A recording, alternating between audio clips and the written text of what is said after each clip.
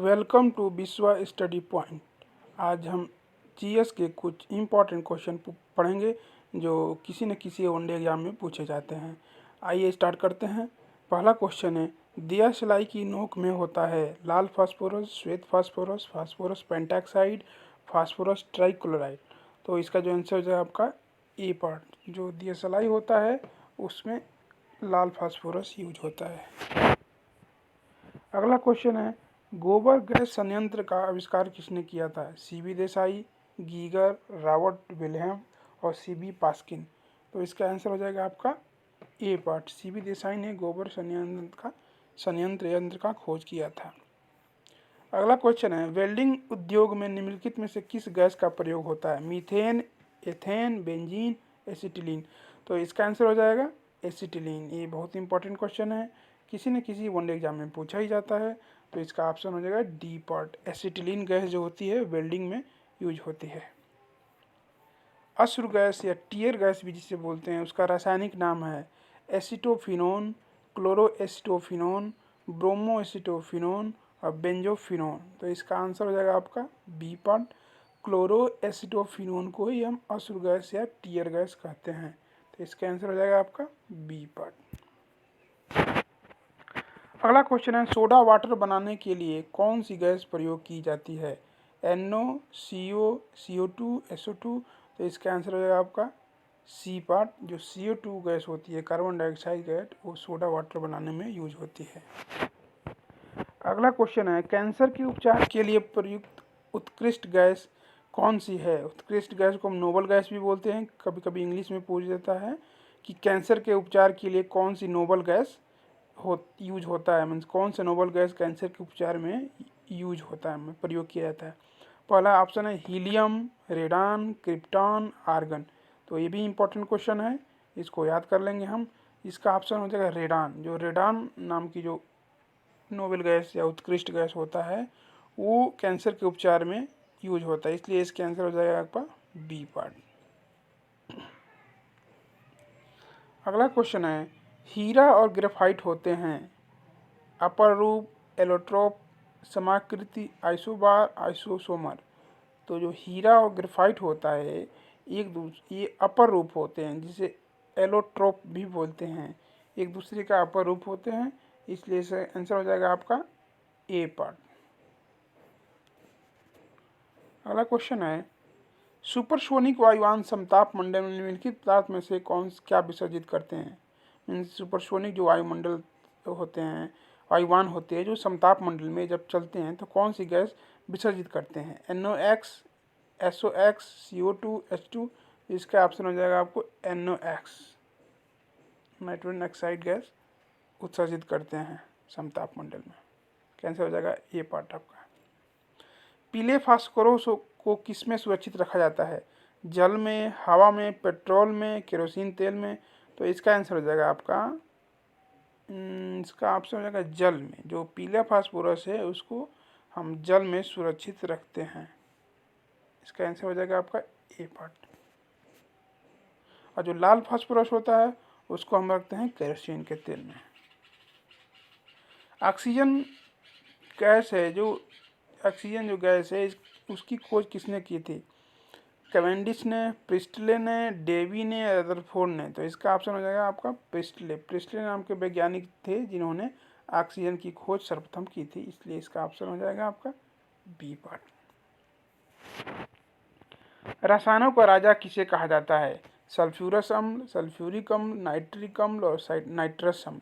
तो इसका आंसर जो हो जाएगा सल्फ्यूरिक अम्ल, इसको H2SO4 भी बोलते हैं, इसको हम H2SO4 भी बोलते हैं, इंग्लिश में भी नाम याद रहना चाहिए, H2SO4। इसको हम सल्फ्यूरिक अम्ल बोलते हैं, जिसे रसायनों का राजा बोलते हैं। तो इसका ऑप्शन हो जाएगा आपका बी पार्ट।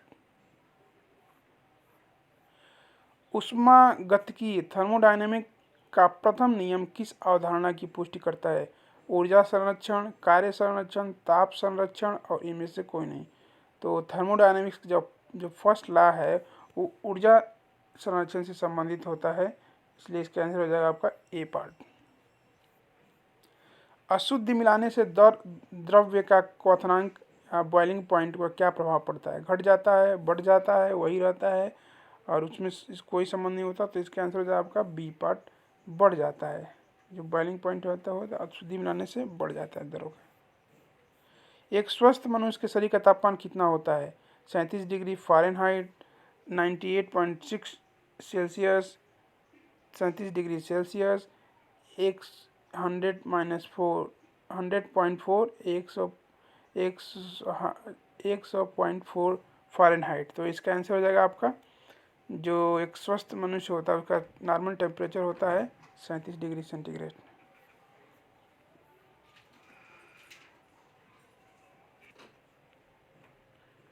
अगला क्वेश्चन है आपका, सूर्य का ताप मापा जाता है, किससे मापा जाता है? क्योंकि सूर्य का टेम्परेचर बहुत ही ज़्यादा होता है। आइए देखते हैं। गैस तापमापी द्वारा, वाष्पन दाब द्वारा, प्लेटिनम द्वारा, पायरोमीटर। तो जो सूर्य का ताप होता है, पायरोमीटर नाम की एक डिवाइस होती है, उसी से नापा जाता है। तो इसका आंसर हो जाएगा आपका डी पार्ट, पायरोमीटर का यूज़ करते हैं हम सूर्य का तापमान मापने के लिए। बोलोमीटर एक यंत्र है जो मापता है ऊष्मीय चालकता, विशिष्ट ऊष्मा, ध्वनि की तीव्रता, ऊष्मीय विकिरण। तो जो बोलोमीटर होता है, यंत्र होता है, वो ऊष्मीय विकिरण को मापने के लिए यूज होता है, इसलिए इसका आंसर हो जाएगा आपका डी पार्ट, ऊष्मीय विकिरण।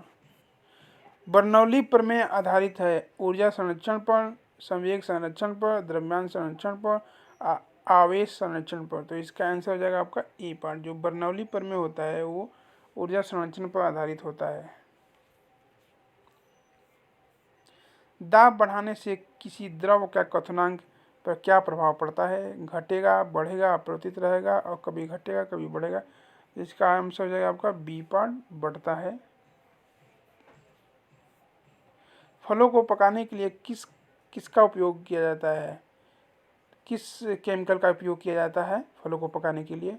Methane, ethane, ethylene. ये इम्पोर्टेंट क्वेश्चन है, किसी न किसी एग्ज़ाम में पूछा जाता है।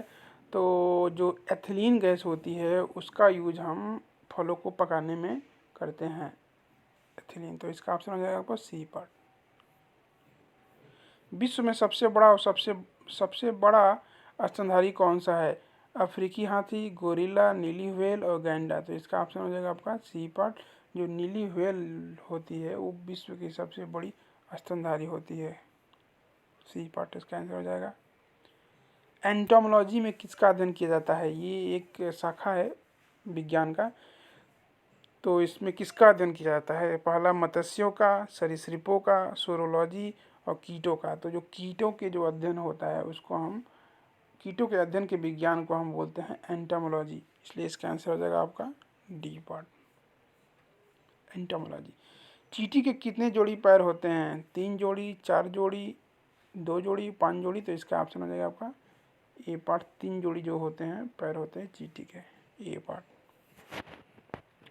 अदरक होता है रूपांतरित जड़, पत्ती, प्रतान, तना। तो जो अदरक होता है एक तरह से रूपांतरित जड़ नहीं तना होता है। इसका आंसर हो जाएगा आपका डी पार्ट।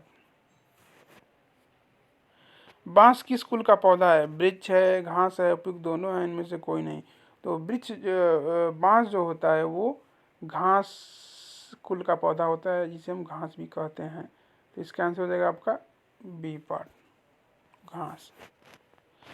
चिलगोजा निम्न में से किस एक प्रजाति के बीज से प्राप्त होता है? पाइन, पाम, साइकस और देवदार। तो इसका आंसर हो जाएगा आपका पाइन। जो चिलगोजा है वो पाइन से प्राप्त होता है, ए पार्ट। पेंसिल में प्रयुक्त काला शीशा ब्लैक लेड है, शीशा, हीरा, ग्रेनाइट, ग्रेफाइट और कोयला। तो जो पेंसिल के अंदर जो प्रयुक्त काला शीशा होता है जिसे हम लिखते हैं, वो जो होता है ग्रेनाइट का बना होता है, ग्रेफाइट का बना होता है, सी पार्ट उसका आंसर हो जाएगा ग्रेफाइट। कार्बन का शुद्ध रूप क्या है? हीरा, ग्रेफाइट, चारकोल, फ्लोरीन। ये जो चारों ऑप्शन है ये कार्बन का ही एक रूप होते हैं। तो उसमें पूछता है कि सबसे शुद्ध रूप कौन सा है?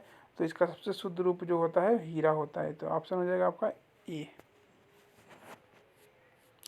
नाइट्रोजन गैस होती है हवा से भारी, हवा से हल्की, हवा के बराबर, सभी असत्य हैं। तो जो नाइट्रोजन गैस होता है वो हवा से हल्की होती है, इसलिए इसका आंसर हो जाएगा आपका बी पार्ट। मनुष्य को ध्वनि कंपन की अनुभूति किस आवृत्ति सीमा में होती है, मतलब किस आवृत्ति की ध्वनि को मनुष्य सुन सकता है। तो 0 से 5 हर्ट्ज, 6 से 10 हर्ट्ज, 11 से 15 हर्ट्ज और 20 से 20,000 हर्ट्ज। तो मानव को जो ध्वनि कंपन सुनने की अनुभूति होती है उसकी सीमा होती है 20 से 20,000 हर्ट्ज तक हम कोई भी मानव सुन सकता है कंपन को। तो इसका ऑप्शन आंसर हो जाएगा आपका डी पार्ट। आज के लिए इतना ही। Thanks for watching this video, thanks for watching this study point, thank you so much.